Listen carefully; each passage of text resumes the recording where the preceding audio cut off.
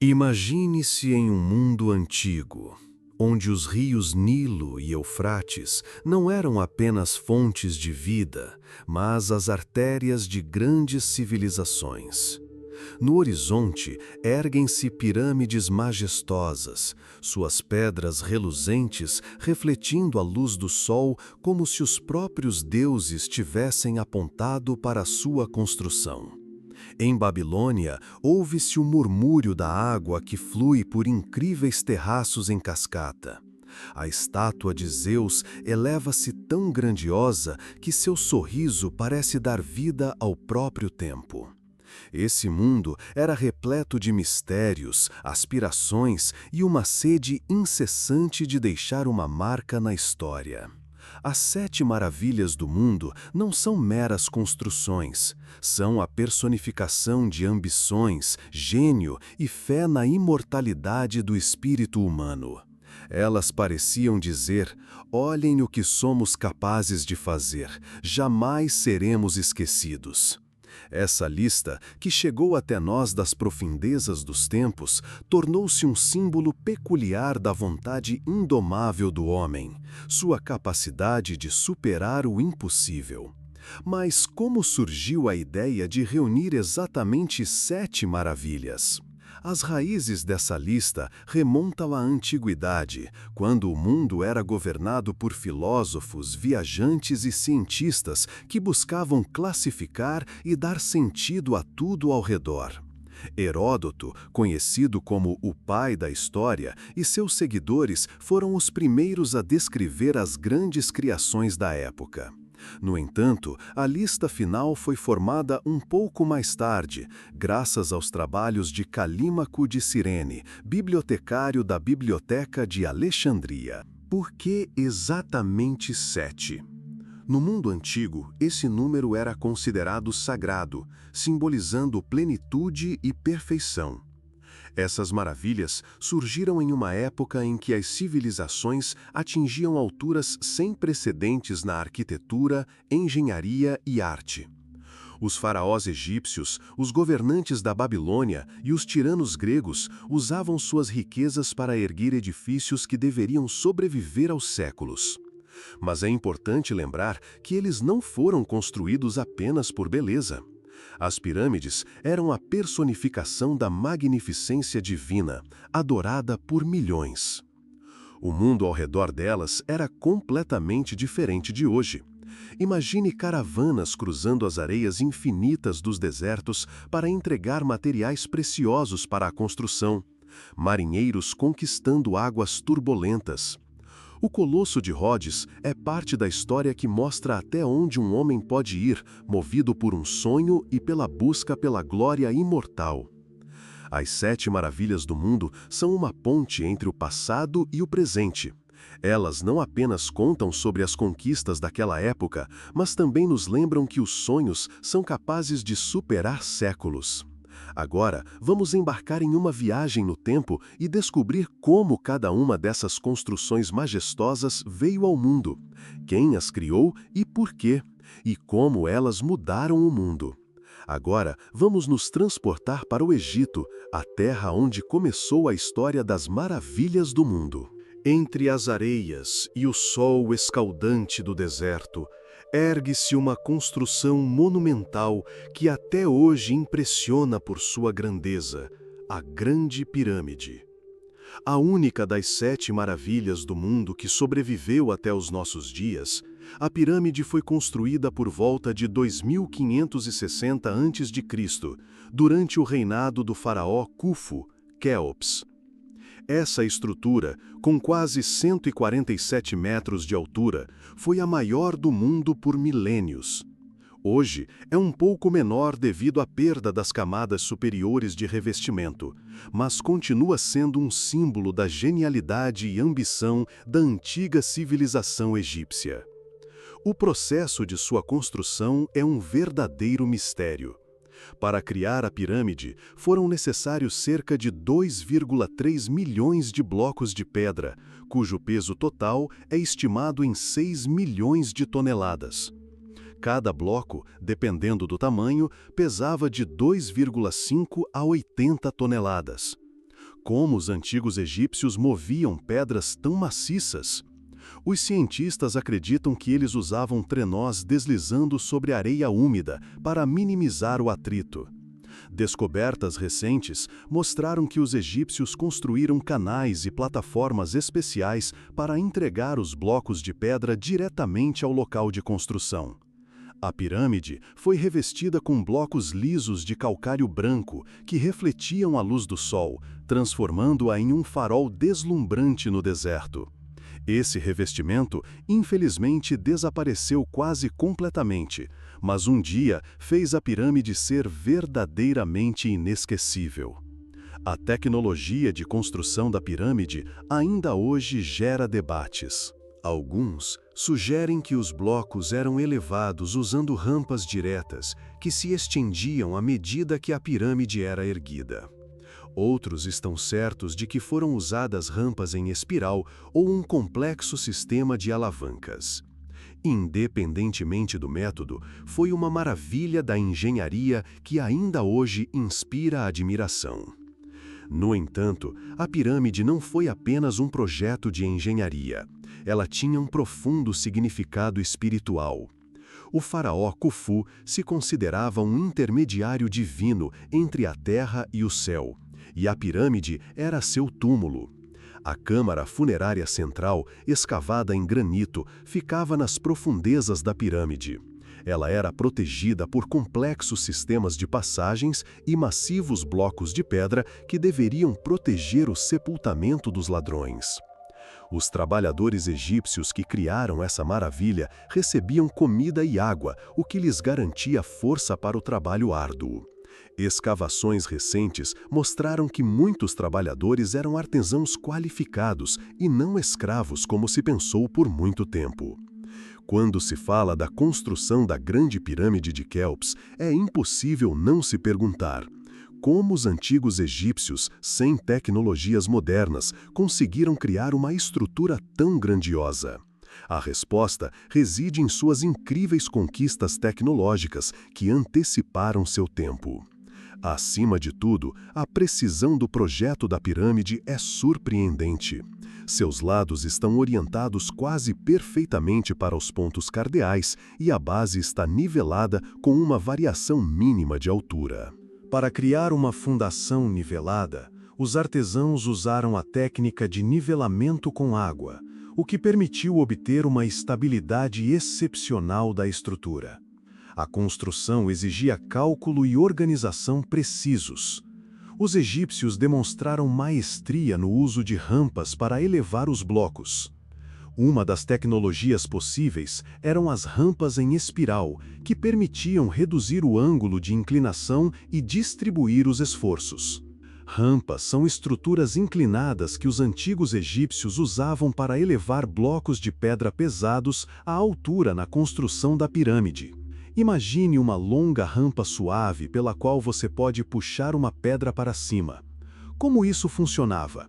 Os blocos de pedra eram colocados em trenós, e esses trenós eram puxados por trabalhadores pela superfície da rampa para que os trenós deslizassem mais facilmente. A areia sob eles era molhada, o que facilitava o trabalho. À medida que a pirâmide crescia, a rampa era estendida ou uma nova era construída para continuar elevando os blocos. As rampas poderiam ser diferentes, retas, levando a um lado da pirâmide, ou em espiral, contornando-a. Tal rampa permitia elevar as pedras gradualmente, sem criar uma inclinação muito acentuada. Quando um bloco chegava à altura desejada, ele era colocado na estrutura da pirâmide. Era um sistema incrivelmente trabalhoso, mas eficaz, especialmente considerando que os egípcios não tinham guindastes modernos. Tais soluções de engenharia ajudaram a elevar blocos maciços a uma altura de mais de 140 metros. O trabalho com granito merece admiração especial. Essas pedras densas e pesadas eram trazidas de longe e processadas até a lisura perfeita usando ferramentas de cobre, areia e água. Essa tecnologia era incrivelmente trabalhosa, mas foi ela que garantiu a alta qualidade do acabamento das salas internas da pirâmide. Os antigos egípcios também usaram um sistema de câmaras de descarga acima da câmara funerária para redistribuir a pressão das maciças camadas de blocos de pedra. Essa solução demonstrava sua profunda compreensão da física e da estrutura dos edifícios. A Grande Pirâmide de Quéops não apenas impressiona por seus tamanhos e conquistas de engenharia, mas também é envolta por muitos mitos e mistérios que intrigam a humanidade há milênios. Essas histórias não são apenas invenções, elas refletem nossa ânsia por desvendar os segredos do passado e tocar a grandeza das antigas civilizações. Um dos mitos mais populares é a suposição de que a pirâmide de Quéops não é apenas um túmulo, mas um dispositivo que possui uma força energética especial. Alguns defensores dessa teoria acreditam que a pirâmide poderia ser usada para gerar energia, e sua forma e orientação para os pontos cardeais têm um significado especial. Por exemplo, em suas proporções, encontra-se a chamada razão áurea, uma harmonia matemática que ocorre na natureza e na arquitetura.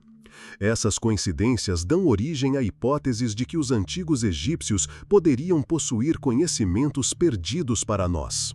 Outro mistério é porque dentro da pirâmide faltam pinturas ou relevos tradicionais, característicos da maioria dos túmulos. Nem deuses, nem cenas da vida após a morte, nem orações dedicadas ao faraó foram encontradas em suas câmaras internas. Essa ausência de elementos decorativos levanta muitas questões. Talvez a pirâmide tivesse um propósito ritual especial, ou seu interior não tenha sido concluído. Existem também mitos relacionados a civilizações extraterrestres. Algumas hipóteses sugerem que ela poderia ter sido construída por representantes de uma civilização extraterrestre. Adeptos dessa ideia apontam para a incrível precisão no encaixe dos blocos, a massa das pedras e a complexidade de seu transporte. Claro, essa teoria não é confirmada por fatos científicos, mas adiciona à pirâmide um halo de misticismo e intriga. No século XIX, o engenheiro britânico Flinders Petrie descobriu várias câmaras de descarga acima da câmara funerária. Esses espaços provavelmente foram usados para redistribuir o peso das pedras para evitar o desmoronamento. No entanto, tecnologias modernas como o escaneamento de muons descobriram novas cavidades, uma delas sendo uma sala enorme, localizada acima da grande galeria. Cientistas ainda debatem seu propósito. Seria outra câmara de descarga, um cômodo secreto ou algo mais? As lendas também cercam os tesouros de Khufu. Na antiguidade, acreditava-se que o faraó foi enterrado com uma riqueza incrível, incluindo ouro, pedras preciosas e artefatos raros. No entanto, nenhum tesouro jamais foi encontrado. Provavelmente, os ladrões saquearam a pirâmide ainda na antiguidade, mas há quem acredite que câmaras secretas escondendo essas riquezas ainda precisam ser encontradas. A conexão da pirâmide com a astronomia é outro dos grandes mistérios. Alguns pesquisadores afirmam que as 3 grandes pirâmides de Gizé estão posicionadas de forma a corresponder ao cinturão de Órion. Isso é reforçado por pesquisas que mostram que os antigos egípcios dedicavam enorme atenção à astronomia.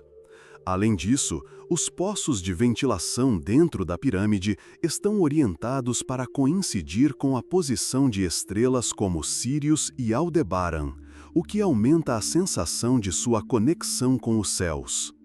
Muitos dos mistérios da pirâmide estão ligados à personalidade do faraó Khufu. Historiadores ainda debatem. Ele foi um governante despótico que forçou milhares de trabalhadores a construir a pirâmide? Ou um líder sábio que inspirou seus súditos a criar esse monumento grandioso? E, finalmente, uma das lendas mais fascinantes diz que a Grande Pirâmide guarda segredos dos séculos, que textos ou artefatos estão escondidos dentro dela, revelando o conhecimento perdido das antigas civilizações. A Pirâmide de Quéops permanece não apenas a maior conquista arquitetônica, mas também um símbolo da aspiração humana pela resolução do desconhecido. Cada nova descoberta abre mais perguntas diante de nós, tornando-a um enigma eterno que continua a inspirar pesquisadores mesmo após milhares de anos. Após os mistérios e as conquistas da Grande Pirâmide de Quéops, nos transportamos para um mundo completamente diferente. Um oásis verde que supostamente se erguia em meio às areias da antiga Babilônia. Os Jardins Suspensos da Babilônia, a segunda das 7 maravilhas do mundo, tornaram-se um símbolo do sonho humano de harmonia entre a natureza e a arquitetura. Mas eles foram realidade? Os Jardins Suspensos foram descritos como uma construção grandiosa, cascatas de terraços adornados com flores, árvores e arbustos que criavam a ilusão de estarem suspensos no ar. Segundo as tradições, os jardins foram construídos pelo rei Nabucodonosor II, no século 6 a.C. Os jardins não deveriam apenas embelezar o palácio, mas também simbolizar o poder do rei, que subjugou a natureza à sua vontade.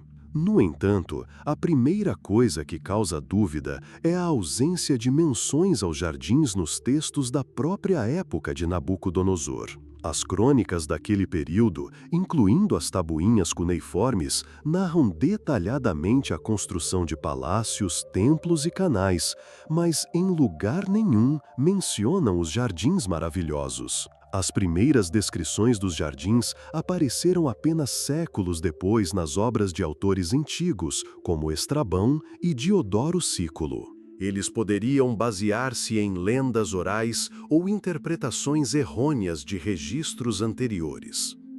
Outra questão é como, em um ambiente desértico, seria possível criar um sistema de irrigação tão complexo. Segundo as lendas, a água era levada aos terraços superiores usando um mecanismo semelhante ao parafuso de Arquimedes, um dispositivo que elevava a água a grande altura. Esse sistema deveria fornecer água constantemente a enormes terraços cheios de plantas, o que exigiria um nível incrível de conhecimento em hidráulica. No entanto, ainda não foram encontradas evidências da existência de tal mecanismo na Babilônia. Uma hipótese alternativa que transfere os jardins da Babilônia para Nínive, capital do Império Assírio. Historiadores acreditam que o criador dos jardins poderia ser o rei assírio Senaqueribe, que era famoso por suas conquistas de engenharia. Em Nínive, de fato, foram encontradas evidências de um complexo sistema de canais e aquedutos que poderiam ser usados para a irrigação. Essas descobertas tornam a versão sobre Nínive mais plausível do que a lenda tradicional sobre a Babilônia. Igualmente enigmática é a questão da origem do nome Jardins Suspensos da Babilônia. Em homenagem a quem eles são chamados? Semíramis é uma figura mais mítica do que histórica. Sua imagem personifica força, beleza e sabedoria, mas não há confirmações reais de sua existência. Cientistas acreditam que o nome Semíramis poderia ter sido atribuído aos jardins posteriormente, para associá-los à rainha lendária. Mas vamos conhecer um pouco sobre quem foi a tal Semíramis. Sua figura é envolta em mitos e mistérios, e ela permanece uma das mulheres mais surpreendentes da antiguidade. Semíramis, ou Shamiran, como era chamada na Assíria, foi uma figura histórica real. Ela foi esposa do rei assírio Shamshi-Adad V, que reinou no século 9 a.C. Após a morte de seu marido, ela se tornou regente de seu filho, Adad-Nirari III, assumindo temporariamente a administração de um dos impérios mais poderosos da época. Esse fato já a torna única para uma época em que as mulheres raramente desempenhavam um papel ativo na política. No entanto, sua história não se limita a fatos secos. Historiadores gregos e romanos, como Diodoro Sículo e Heródoto, transformaram Semíramis em uma figura quase mítica. Em suas descrições, ela apareceu como uma mulher sábia, poderosa e incrivelmente bela, cujos feitos beiravam a lenda. Seu nome foi associado à fundação da Babilônia e à construção de muros, templos e palácios. Muitos acreditavam que foi ela a inspiração ou até mesmo a criadora dos Jardins Suspensos, que se tornaram uma das 7 maravilhas do mundo. Semíramis também foi retratada como uma comandante habilidosa que expandiu as fronteiras do império. Segundo uma das lendas, ela até tentou conquistar a Índia, mas, encontrando forte resistência, foi forçada a recuar. Em outros contos, enfatiza-se sua sabedoria e sua capacidade de encontrar saídas para as situações mais difíceis, graças às quais ela permaneceu no poder em um mundo governado por homens fortes. As lendas sobre sua origem também adicionam mistério a ela. Segundo uma das histórias, ela era filha da deusa Derceto, que abandonou sua recém-nascida ao destino. A menina foi encontrada por um pastor e depois foi vista e tomada como esposa por um rei. Esse enredo mítico provavelmente foi adicionado posteriormente para enfatizar sua origem divina e sua grandeza. No entanto, muitos de seus feitos, descritos em textos antigos, não são confirmados por dados históricos. Historiadores acreditam que seu papel real foi mais modesto. Como regente, ela administrou o Estado em um período de instabilidade e fortaleceu o poder de seu filho. No entanto, seu nome se tornou um símbolo de força e liderança feminina. Semíramis se tornou uma imagem coletiva, incorporando as características de várias mulheres e governantes influentes. Ela foi e continua sendo uma lenda, personificando beleza, sabedoria e poder.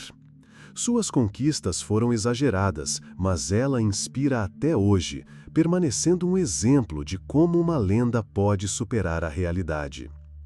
Como poderiam ser os jardins suspensos da Babilônia se eles realmente existiram? As descrições dos jardins, preservadas em obras de autores antigos, inspiram pesquisadores e artistas a criarem sua imagem. Reconstruções, baseadas em textos e conhecimentos de engenharia da antiguidade, permitem imaginar como poderia ser esse oásis verde. Imagine uma estrutura maciça, de vários níveis, construída de tijolos ou pedra. Cada terraço era sustentado por colunas e arcos resistentes. Flores e árvores, plantas, eram dispostas de forma que as cascatas de verde, descendo dos terraços superiores, criassem a ilusão de jardins suspensos, pairando no ar.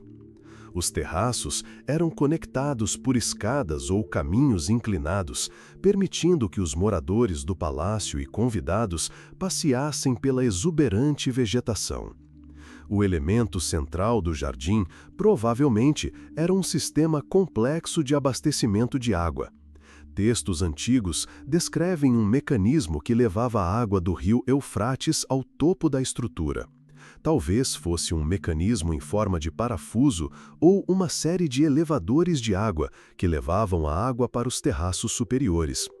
Em seguida, a água escorria para baixo através de cascatas ou pequenos riachos, irrigando as plantas em cada nível.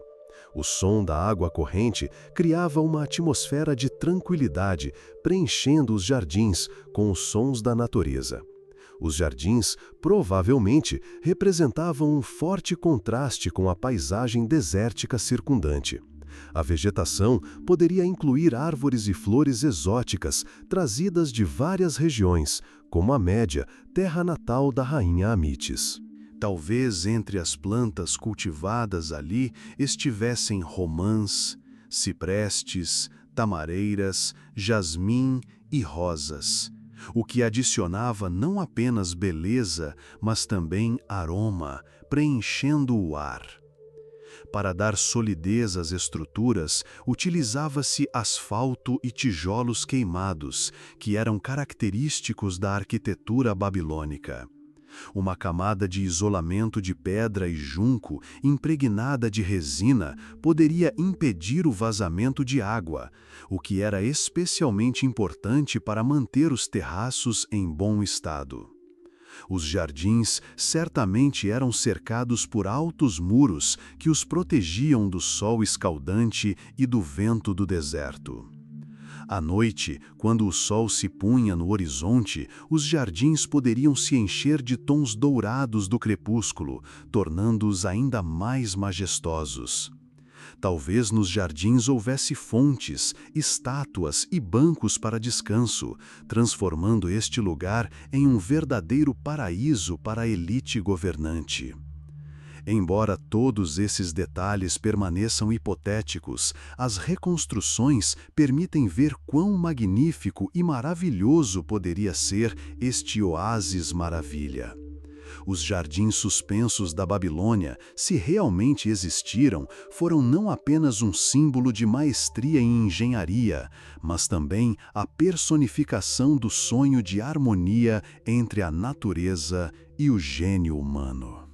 Após a magnificência dos jardins suspensos, nos transportamos para a Grécia, a terra da filosofia, arte e profunda adoração aos seus deuses.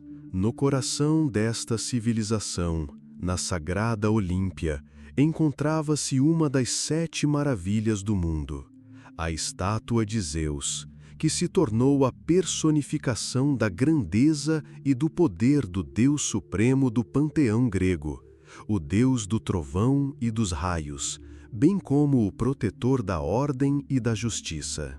Olímpia, onde se encontrava o principal santuário de Zeus, tornou-se um símbolo da unidade das polis gregas. Aqui não apenas realizavam-se ritos religiosos, mas também os Jogos Olímpicos, que eram realizados em sua homenagem. Os jogos serviam não apenas como competição esportiva, mas também como propaganda dos ideais de harmonia entre mente e espírito, ideais que eram associados a Zeus. A estátua de Zeus, criada pelo famoso escultor Fídias por volta de 435 a.C., não era apenas uma obra de arte. Tornou-se um símbolo do poder absoluto de Deus sobre o mundo. A altura da estátua era de cerca de 12 metros, o que a tornava uma das maiores esculturas da antiguidade. Zeus era retratado sentado em um trono. Sua figura imponente personificava a grandeza e o poder. Em uma mão, ele segurava uma estatueta de Niké, a deusa da vitória, simbolizando o triunfo, e na outra, um cetro com uma águia, que personificava seu poder sobre a terra e o céu. O próprio trono era uma verdadeira obra-prima, adornado com marfim e pedras preciosas. Em sua superfície, Fídias retratou cenas da mitologia grega, enfatizando a origem divina de Zeus e suas vitórias sobre o caos. Essa combinação de materiais requintados e detalhes de talha tornava a estátua incrivelmente impressionante, especialmente em combinação com a luz suave que caía das janelas do templo. Para os gregos, a estátua não era apenas um objeto de adoração, mas também a personificação do ideal. Ela simbolizava a harmonia entre o humano e o divino, mostrando como a arte pode refletir a grandeza dos deuses. A figura majestosa de Zeus inspirava temor e reverência, lembrando seu poder e autoridade. O templo de Zeus em Olímpia tornou-se um local de peregrinação, para onde pessoas de toda a Grécia convergiam para ver essa obra-prima. A estátua de Zeus inspirava, lembrava sobre a força e a unidade dos helenos, bem como sobre a importância da religião em suas vidas. Para os antigos gregos, ela não era apenas uma representação de um deus, mas um símbolo de sua cultura, fé e aspiração à perfeição. A criação da estátua de Zeus em Olímpia tornou-se um dos projetos mais complexos e ambiciosos da antiguidade, que demonstrava a incrível maestria dos escultores gregos antigos. Fídias, um famoso mestre de seu tempo, aplicou técnicas artísticas e de engenharia únicas para criar não apenas uma estátua, mas uma imagem que inspirasse reverência e lembrasse o poder divino de Zeus. A base da escultura era de madeira, que servia como esqueleto para a fixação de outros materiais. Para fortalecer a estrutura, foram usadas inserções e juntas especiais, tratadas com compostos resistentes à umidade. O esqueleto era escondido sob camadas de ouro e marfim, que criavam. Passando aos detalhes, notamos que o marfim, tratado com compostos especiais, conferia à pele de Zeus um tom natural e brilho.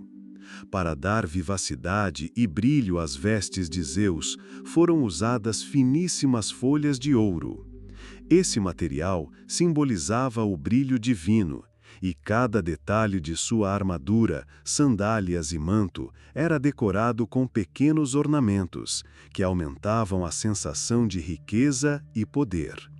No próprio trono, Fídias retratou cenas da mitologia, incluindo cenas de batalhas de deuses e titãs, enfatizando a natureza vitoriosa de Zeus. O próprio trono não era apenas um pedestal, mas uma obra de arte independente. Ele era incrustado com pedras preciosas, e no encosto e nos braços do trono, Fídias criou imagens esculpidas de heróis mitológicos, simbolizando poder e sabedoria. Há uma alusão à águia e aos raios, atributos do próprio Zeus. Cada uma das esculturas não era apenas decorativa, mas também contava uma história, conectando Zeus ao seu papel de Deus Supremo. Os detalhes da estátua enfatizavam sua grandeza. A luz que caía pelas janelas foi cuidadosamente planejada para iluminar a figura de Zeus de tal forma que ele parecesse radiante, como se estivesse vivo. O efeito era intensificado pelo reflexo da luz nas superfícies douradas e de marfim, criando uma atmosfera mística. A oficina de Fídias, em Olímpia, onde a estátua foi criada, era equipada com o que havia de mais moderno para a época. Os melhores artesãos trabalhavam aqui, dedicados ao processamento de metais, marfim e madeira. Restos de moldes e ferramentas encontrados nesta oficina testemunham o quão trabalhoso e preciso foi o processo de criação da estátua. A história da estátua de Zeus em Olímpia terminou tragicamente e permanece um mistério que os pesquisadores tentam desvendar até hoje.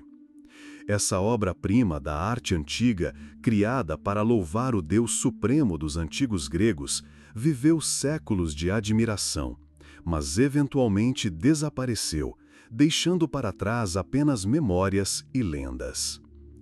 Por vários séculos, a estátua de Zeus adornou o templo em Olímpia, atraindo peregrinos de toda a Grécia e de outras regiões do Mediterrâneo. Ela não era apenas um objeto religioso, mas também um símbolo de grandeza cultural. No entanto, com o declínio dos Jogos Olímpicos e a proibição dos ritos pagãos em 394 DC por decreto do imperador Teodósio I, o Templo de Zeus perdeu seu significado. Com o tempo, suas construções começaram a se deteriorar, deixando a estátua sem proteção adequada. O destino da própria estátua ainda é objeto de debate. Uma das versões diz que, no século V DC, a estátua foi transferida para Constantinopla, capital do Império Romano do Oriente. Lá, ela teria sido instalada no palácio para continuar inspirando as pessoas com sua beleza e grandeza. No entanto, em 475 DC, um grande incêndio ocorreu em Constantinopla, que destruiu muitas construções e objetos de valor, incluindo, provavelmente, a estátua de Zeus. Esse incêndio é considerada uma das possíveis causas de seu desaparecimento. Outros pesquisadores sugerem que a estátua poderia ter permanecido em Olímpia e sido destruída como resultado de desastres naturais. Terremotos que ocorreram repetidamente na região destruíram o templo de Zeus e suas construções circundantes. Se a estátua realmente permaneceu em seu local original, ela poderia ter sido danificada ou destruída sob os escombros do templo. Existe também a versão de que a estátua foi destruída por fanáticos cristãos, que na antiguidade tardia buscavam destruir os símbolos da religião pagã. O ouro e o marfim usados em sua criação poderiam ter sido desmontados e reutilizados, o que também poderia ter contribuído para seu desaparecimento. Achados arqueológicos na oficina de Fídias, onde a estátua foi criada, permitem reconstruir alguns detalhes de sua aparência e tecnologia de fabricação. No entanto, nenhum fragmento físico da própria estátua jamais foi encontrado, o que a torna uma das maiores perdas do patrimônio cultural. Hoje, podemos ver apenas as ruínas do Templo de Zeus em Olímpia, que um dia foi o lar dessa estátua majestosa. Igualmente importante é sua memória, que continua viva graças a textos antigos, descrições de antigos viajantes e reconstruções de artistas modernos. O desaparecimento da estátua tornou-se um símbolo de como até mesmo as maiores criações artísticas podem ser perdidas pelo tempo, deixando para trás apenas memórias e inspiração para gerações futuras. Após a magnificência da estátua de Zeus em Olímpia e a sabedoria do Deus Supremo, nos transportamos para a Ásia Menor, para a antiga Éfeso, a fim de conhecer outra maravilha do mundo, o Templo de Artemisa. Este grandioso templo, dedicado à deusa da natureza, caça e fertilidade, não era apenas um objeto religioso. Tornou-se a personificação da habilidade artística e de engenharia, bem como um centro da vida cultural e econômica do mundo antigo. O Templo de Artemisa era considerado uma maravilha do mundo, principalmente devido à sua escala e grandeza. Construído no século VI a.C., tornou-se o maior templo de seu tempo, superando em tamanho até mesmo o famoso Partenon em Atenas. Era um edifício de proporções incríveis. O comprimento do templo ultrapassava 115 metros, a largura cerca de 55 metros, a altura das colunas atingia 20 metros. No total, o templo era sustentado por 127 colunas, dispostas em várias fileiras, o que criava a impressão de uma floresta grandiosa de mármore. Essas colunas não apenas serviam de apoio, mas também simbolizavam a harmonia entre a natureza e a arte humana. No entanto, não eram apenas as dimensões que tornavam o Templo de Artemisa especial. Seu significado para os habitantes de Éfeso e para todo o mundo grego era imenso. Artemisa era uma das deusas mais veneradas do panteão grego, personificando a fertilidade, a proteção das mulheres e a harmonia com a natureza. Éfeso era considerada sua cidade sagrada, e o templo, o lugar onde a deusa manifestava sua força e misericórdia. Os habitantes da cidade acreditavam que Artemisa era sua protetora.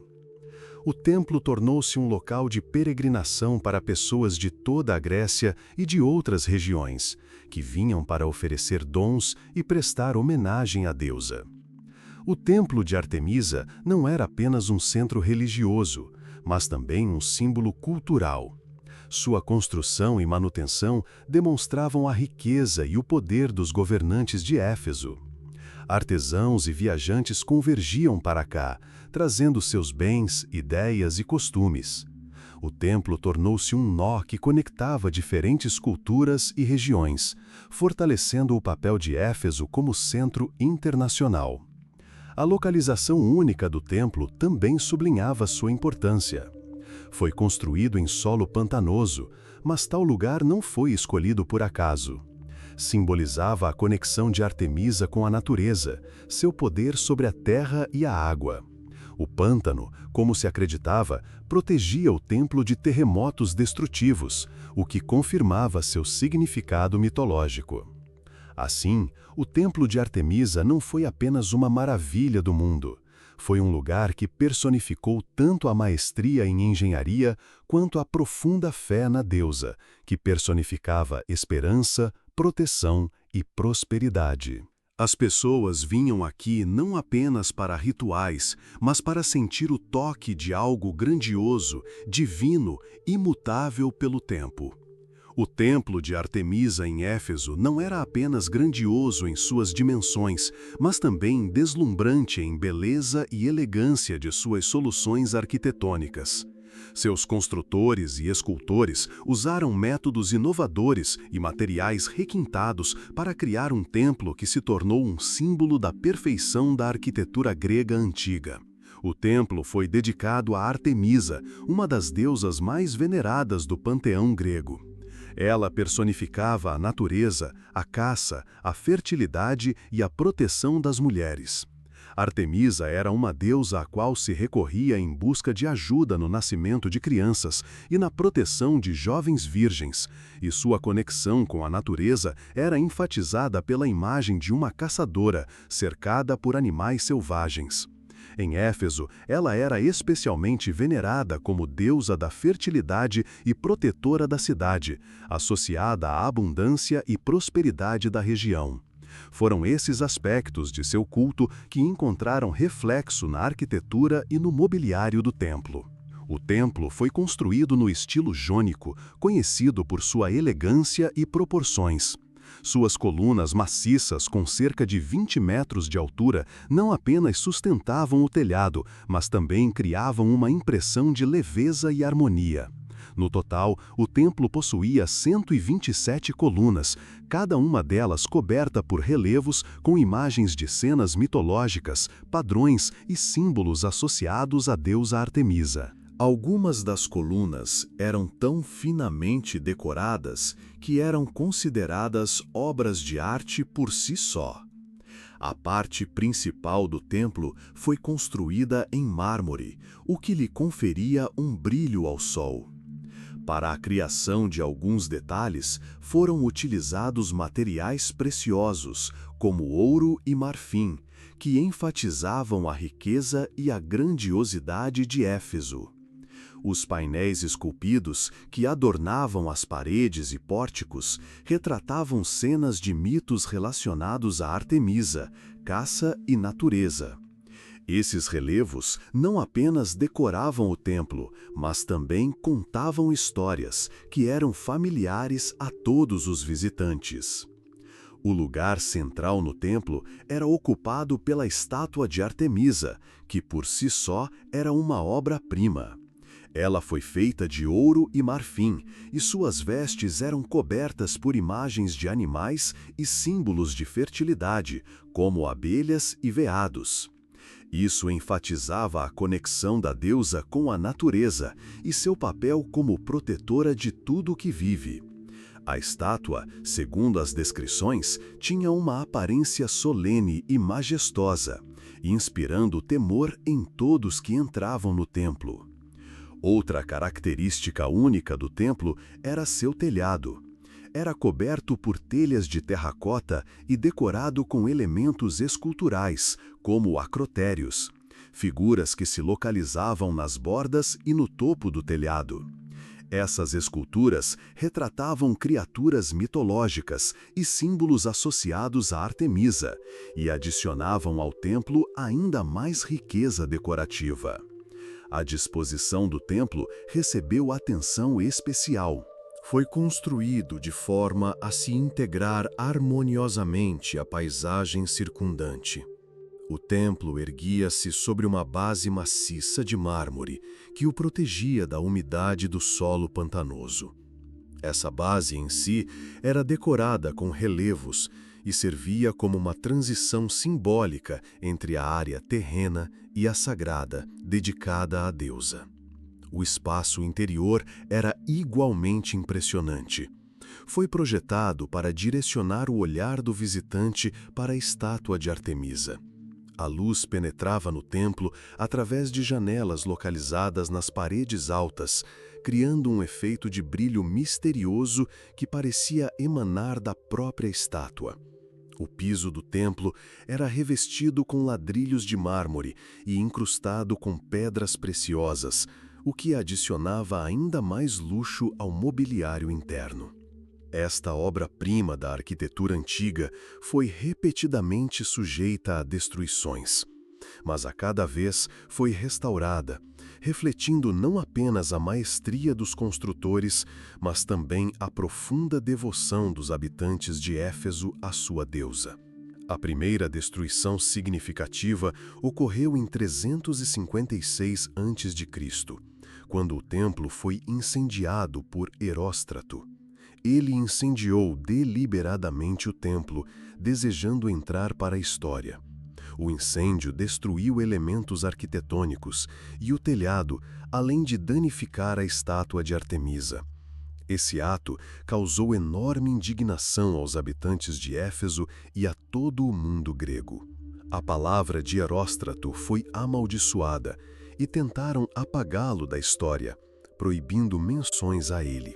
No entanto, em vez de deixar o local em ruínas, os habitantes de Éfeso decidiram restaurar o templo com ainda mais luxo. Graças a doações generosas de toda a Grécia, bem como ao apoio financeiro de Alexandre o Grande, o templo foi reconstruído, ainda mais grandioso do que o anterior, com decorações ainda mais requintadas e uma construção aprimorada. Essa restauração tornou-se um símbolo de perseverança e fé, provando que a cultura e a religião podem superar até mesmo as provações mais difíceis. Mas a tragédia não evitou o templo no futuro. No século III d.C., Éfeso foi atacada pelos godos, que saquearam a cidade e destruíram o templo. Esse evento marcou um ponto de virada em sua história. O templo não foi mais reconstruído em sua escala total. Nessa época, a influência do cristianismo na região se intensificava, e o culto a Artemisa começou a diminuir gradualmente. Os restos do templo foram usados como material de construção para novos edifícios, incluindo a famosa Catedral de Santa Sofia em Constantinopla. A destruição final ocorreu como resultado de cataclismos naturais, terremotos que repetidamente abalaram a região e destruíram os restos do templo. No século VI d.C., o local onde um dia esteve uma das maiores maravilhas do mundo transformou-se em ruínas abandonadas. Apesar disso, a memória do templo de Artemisa continuou a viver em textos antigos. No século XIX, arqueólogos começaram escavações em Éfeso, descobrindo vestígios da fundação do templo, bem como fragmentos de suas colunas e decorações. Essas descobertas permitiram reconstruir uma ideia geral de sua grandiosidade e significado. Hoje, o local onde ficava o templo atrai viajantes de todo o mundo. O local onde um dia esteve o templo de Artemisa em Éfeso, agora é uma zona arqueológica perto da cidade moderna de Selçuk, na Turquia, um dos locais mais famosos do mundo antigo. Embora do templo em si restem apenas ruínas, os visitantes modernos podem ver vestígios da fundação, algumas colunas restauradas e fragmentos de blocos de mármore que lembram a antiga estrutura majestosa. Após o mausoléu de Halicarnasso, nos transportamos para a ensolarada ilha de Rhodes, onde se erguia outra maravilha do mundo, o Colosso de Rhodes. Este monumento, que celebrava o deus do sol Hélios, tornou-se um símbolo de coragem e força, inspirando não apenas os habitantes da ilha, mas todo o mundo antigo. Rhodes, localizada no coração do mar Egeu, era famosa por sua posição estratégica e poder marítimo. Em 305 a.C., a cidade sobreviveu a um cerco de 360 dias por Demétrio Poliorcetes, governante de Chipre. Os rhodianos defenderam sua cidade, tornando-se um símbolo de resiliência e inabalabilidade. Demétrio, tendo sofrido a derrota, foi forçado a deixar para trás máquinas de cerco que se tornaram troféus dos vencedores. Os habitantes de Rhodes decidiram imortalizar sua vitória e agradecer a Hélios, que consideravam o protetor da cidade. Os troféus restantes do cerco foram vendidos e os fundos arrecadados foram destinados à criação de um monumento grandioso, o Colosso de Rhodes. Essa estátua não deveria apenas enfatizar a grandeza e a independência de Rhodes, mas também servir como uma mensagem a todo o mundo sobre a força e a unidade da ilha. O escultor Carés de Lindos, segundo a lenda, trabalhou na criação do colosso por 12 anos. A altura da estátua era de cerca de 33 metros, o que a tornava uma das estruturas mais altas do mundo antigo. O colosso retratava o deus do sol Hélios em uma pose orgulhosa. Seu rosto estava voltado para o mar e sua cabeça era adornada com uma coroa de raios solares, simbolizando seu brilho divino. Em uma das mãos, Hélios segurava uma tocha, indicando o caminho para os navegadores, e sua imagem inspirava respeito e confiança na proteção da ilha. Existe um mito popular de que o colosso ficava na entrada do porto e os navios passavam entre suas pernas. Embora essa versão seja provavelmente uma ficção artística, ela enfatiza a grandeza da estátua e intensifica sua legendariedade. Na realidade, o colosso provavelmente estava localizado em terra, não muito longe do porto, para que pudesse ser visto de longe como um símbolo de proteção e prosperidade. A construção do Colosso de Rhodes tornou-se um símbolo de vitória, não apenas devido às suas dimensões grandiosas, mas também graças ao profundo simbolismo que os habitantes de Rhodes nele depositaram. Essa estátua não era apenas um monumento. Ela personificava a unidade, o orgulho e o poder da cidade, que conseguiu resistir a um inimigo poderoso.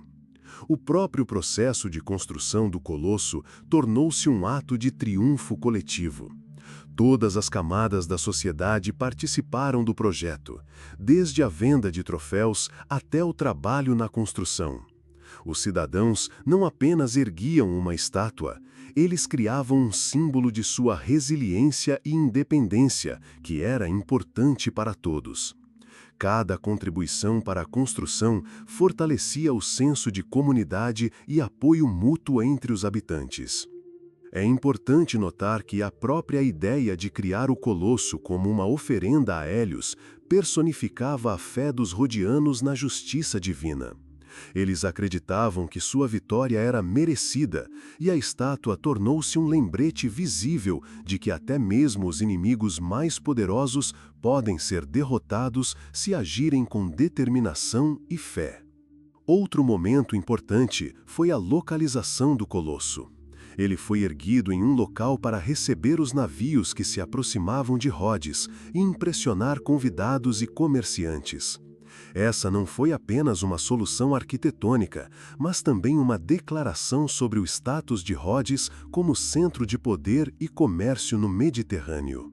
A estátua literalmente olhava para o mar, recebendo viajantes e deixando claro que Rhodes é uma cidade que não pode ser conquistada. Apesar de o Colosso de Rhodes ter se tornado um símbolo de triunfo e poder, seu destino se revelou trágico.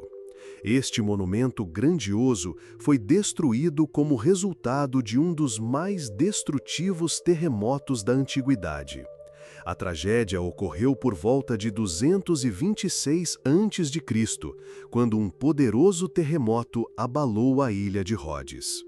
O colosso, que se elevava a uma altura de cerca de 33 metros, não resistiu aos fortes tremores do solo e desmoronou.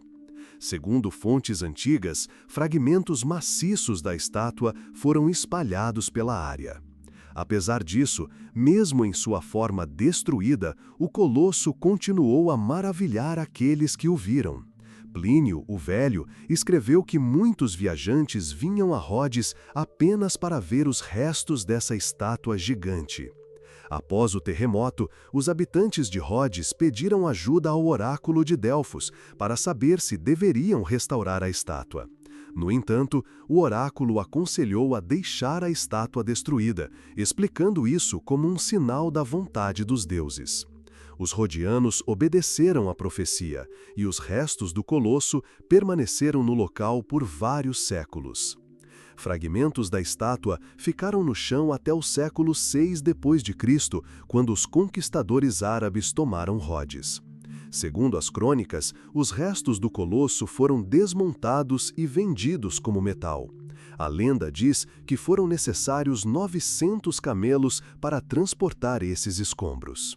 Apesar da destruição física, o legado do colosso continua vivo. Esta criação monumental tornou-se um símbolo de coragem, resiliência e unidade, inspirando não apenas autores antigos, mas também gerações posteriores. O Colosso de Rhodes tornou-se um arquétipo de estátuas grandiosas e serviu de fonte de inspiração para a criação de inúmeras esculturas, incluindo a famosa Estátua da Liberdade em Nova York. Após o Colosso de Rhodes, que se erguia como símbolo de força e unidade, nos dirigimos ao Egito, onde na ilha de Faros se erguia o Farol de Alexandria. Esta maravilha do mundo, que impressionava não apenas por sua engenharia, mas também por seu enorme significado prático, tornando-se uma das mais importantes estruturas de navegação do mundo antigo. O Farol de Alexandria foi construído por volta do século III a.C., durante o reinado de Ptolomeu II, Filadelfo, um dos maiores centros comerciais e culturais do Mediterrâneo. A cidade, fundada por Alexandre o Grande, rapidamente se transformou em um importante centro de comércio internacional. Seu porto, protegido pela ilha de Faros, recebia navios de todo o mundo conhecido. Mas rochas submersas e águas rasas tornavam a entrada perigosa. A necessidade de um farol foi ditada pela aspiração de garantir a segurança dos navegadores e fortalecer o status de Alexandria como o principal porto marítimo. O farol tornou-se um símbolo do progresso técnico e das ambições da era helenística. Sua altura ultrapassava 100 metros, o que o tornava uma das estruturas mais altas de seu tempo. Foi o primeiro farol dessa escala, e sua luz, disse, era visível a uma distância de até 50 quilômetros. O farol refletia os raios solares usando um espelho de metal, e à noite, em seu topo, ardia um enorme fogo, mantido por serviços especiais para os marinheiros. O farol era uma estrela-guia, salvando-os de perigos. Muitos autores antigos admiravam seu trabalho, descrevendo como ele ajudava os navios a chegar com segurança ao porto, mesmo em tempo tempestuoso. Mas o farol tinha significado não apenas para os navegadores. Ele fortaleceu o papel de Alexandria como centro de comércio, cultura e ciência. Sua luz, como que dizia a todos que se aproximavam da cidade, vocês chegaram ao centro do mundo. O farol de Alexandria também simbolizava o poder e a riqueza dos governantes ptolomeus. Era a prova de sua capacidade de combinar conquistas de engenharia com a ambição de se tornar líderes do mundo helenístico. Alexandria atraía não apenas comerciantes, mas também cientistas, viajantes e artistas, que admiravam sua grandeza. O Farol de Alexandria não foi apenas uma conquista de engenharia de seu tempo, mas uma verdadeira obra-prima de arquitetura e tecnologia, que influenciou o desenvolvimento da construção ao longo dos séculos. Sua construção combinava soluções inovadoras que permitiram não só cumprir sua função principal, mas também resistir aos testes do tempo e da natureza. O farol foi construído com grandes blocos de calcário claro, o que o tornava visível mesmo a grandes distâncias. Esses blocos eram munidos com o uso de grampos de chumbo, o que conferia à estrutura resistência e estabilidade contra terremotos que frequentemente ocorriam na região. Essa foi uma solução avançada para a época, pois permitia que os blocos se movessem ligeiramente durante os tremores, evitando o desmoronamento. A estrutura do farol era dividida em 3 níveis, cada um desempenhando seu papel. A parte inferior representava uma maciça base quadrada que garantia a estabilidade de toda a estrutura. O nível intermediário era uma torre octogonal, que reduzia a resistência do vento e ajudava a distribuir a carga uniformemente. A torre superior era cilíndrica, sendo a mais leve e concluída por uma plataforma onde ardia o fogo. Essa solução de 3 níveis não apenas conferia ao farol um refinamento visual, mas também garantia sua estabilidade ao longo dos séculos. Uma das características tecnológicas mais surpreendentes do farol foi o espelho usado para refletir a luz solar.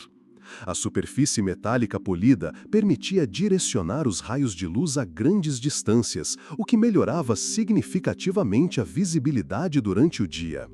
À noite, o fogo de resina no topo do farol era alimentado por uma grande fogueira, cuja luz também era amplificada com a ajuda de um espelho.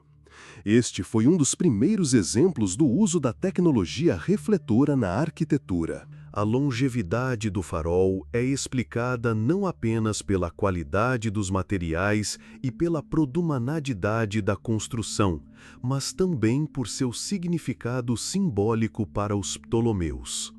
O farol não era apenas uma construção funcional, mas um símbolo de seu poder e maestria. Portanto, sua construção foi realizada com o uso das melhores tecnologias e recursos da época. No entanto, mesmo as tecnologias mais avançadas não puderam proteger completamente o farol das forças destrutivas da natureza. O farol de Alexandria permaneceu por vários séculos, sendo não apenas um ponto de referência de navegação, mas também um símbolo cultural. No entanto, uma série de terremotos fortes, especialmente em 956, 1303 e 1480, causaram-lhe danos irreparáveis. Como resultado dos terremotos, o farol se transformou em ruínas e suas pedras foram usadas para a construção de uma fortaleza que se ergue no mesmo local até hoje. O farol de Alexandria, que se erguia na ilha de Faros, teve uma enorme influência no desenvolvimento de faróis como estruturas de navegação. Sua construção inovadora e escala estabeleceram padrões para a criação de faróis em épocas subsequentes. Ele não foi apenas uma maravilha do mundo antigo, mas também um modelo para futuras conquistas de engenharia. Primeiramente, o farol de Alexandria estabeleceu o conceito de farol como uma estrutura multifuncional. Ele não era apenas um ponto de referência para navegadores, mas também um símbolo de poder, força e grandeza cultural. Essa ideia de combinar utilidade prática com estética e simbolismo encontrou reflexo em faróis construídos além de suas fronteiras.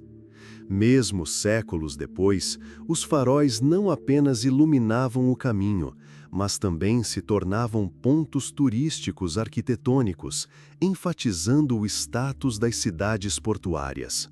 O farol de Alexandria teve uma influência especial nas tecnologias.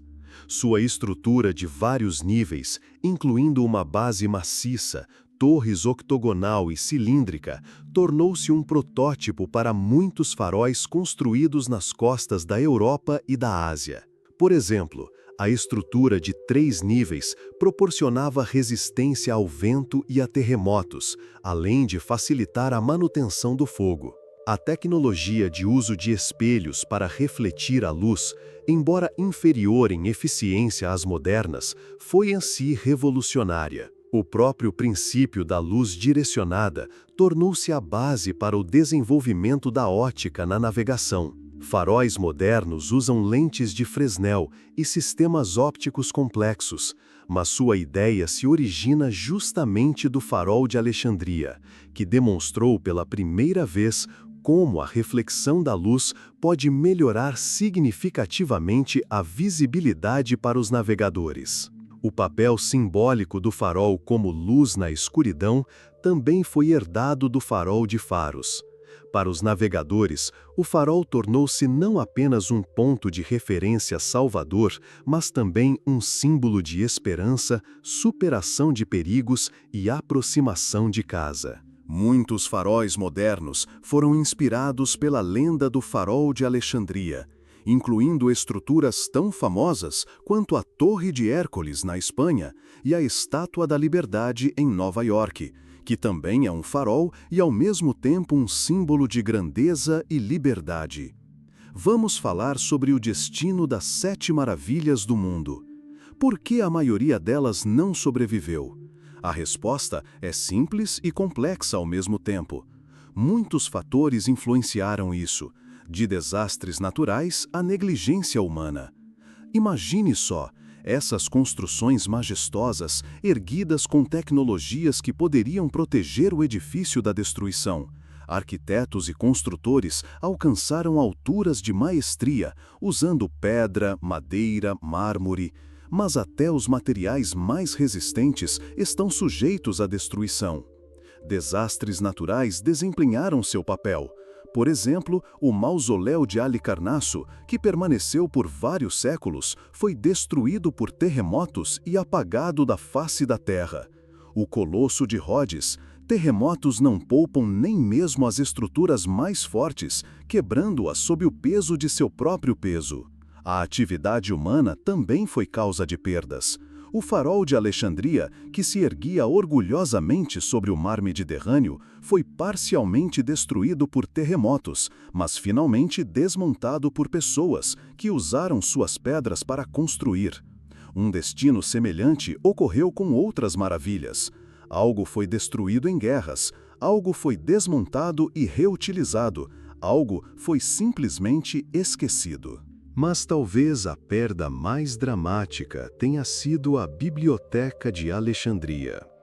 Embora não se relacione diretamente com as 7 maravilhas, ela simboliza a mesma dor da perda que o Colosso de Rhodes ou o Templo de Artemisa em Éfeso, destruído por um incendiário na esperança de entrar para a história.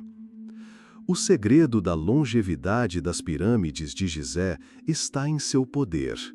As tecnologias que os construtores das maravilhas usaram, com o tempo, desapareceram ou perderam influência.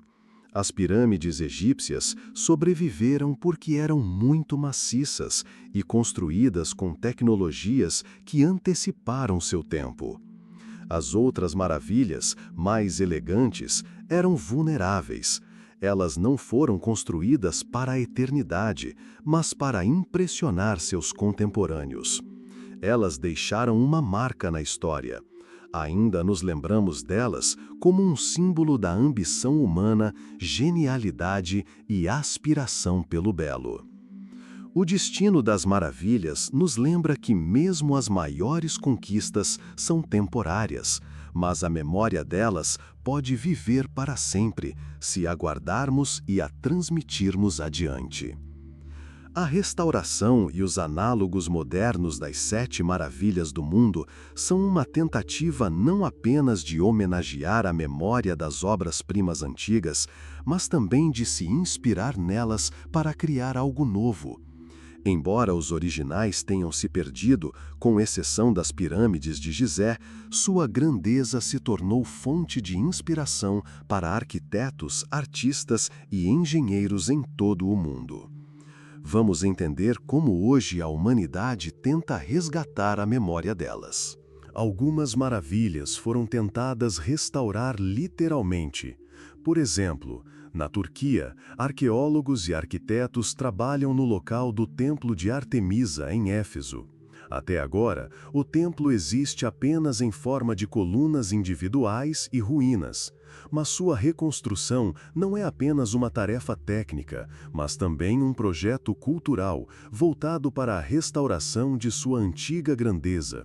Recriar o templo completamente dificilmente será possível, mas tecnologias modernas permitem fazer modelos 3D detalhados que transmitem sua elegância. Outro exemplo de tentativa de reviver uma antiga maravilha, várias vezes na história foram propostos projetos para construir uma nova estátua gigante do Colosso de Rhodes. Engenheiros propuseram uma construção mais resistente a terremotos para evitar a repetição da tragédia. O inspirador farol de Alexandria também encontra seus análogos modernos. Alguns historiadores e arquitetos sonham em restaurá-lo em escala total, para que ele novamente se torne um símbolo da navegação marítima e da maestria humana. No Egito, até foi discutida a ideia de criar um farol moderno baseado no design original, mas usando as mais recentes tecnologias. Além da restauração direta, vemos a criação de novas maravilhas do mundo, que prestam homenagem às antigas. Por exemplo, Dubai, com suas ambições arquitetônicas, lembra civilizações antigas que buscavam criar o impossível. O Burj Khalifa, uma torre majestosa, como um colosso moderno, ergue-se sobre a cidade, demonstrando o poder das tecnologias modernas. A harmonia entre natureza e arte também encontra reflexo em projetos como Jardins Verticais em Singapura ou o famoso Jardim na Cobertura em Milão. Esses jardins modernos mostram como os sonhos antigos de um paraíso na Terra encontram reflexo em nossa época.